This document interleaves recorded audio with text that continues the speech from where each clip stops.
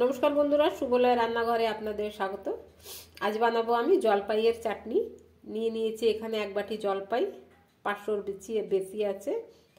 Half চামচ জিরে গুঁড়ো নিয়েছি, ভাজা জিরে গুঁড়ো, হলুদ আর শুকনো লঙ্কা গুঁড়ো, 5 ফোড়ন নিয়েছি অল্প, 2টো শুকনো লঙ্কা, এখানে মৌরি নিয়েছি, মৌরিটাকে আমি বেটে দেবো ভেজে একটু।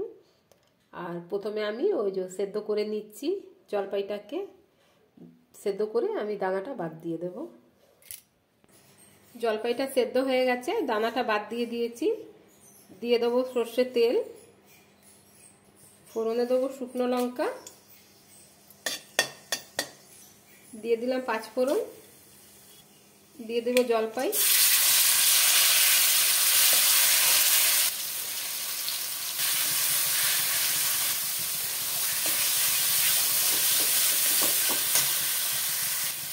দিয়ে দিলাম লাল লঙ্কা গুঁড়ো, জিরে গুঁড়ো, ভাজা জিরে আছে ওটা, দিয়ে দিলাম সেদ্ধ করে জলপাই জলটা,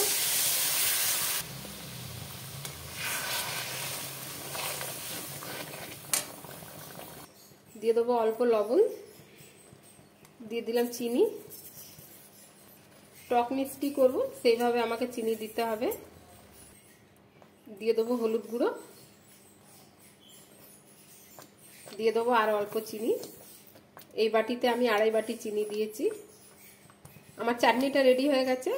দিয়ে দিলাম মৌরি গুঁড়ো ওপর থেকে, ভাজা মৌরি গুঁড়ো। একটা বাটিতে বের করে নেব। আমার হয়ে গেছে চাটনিটা।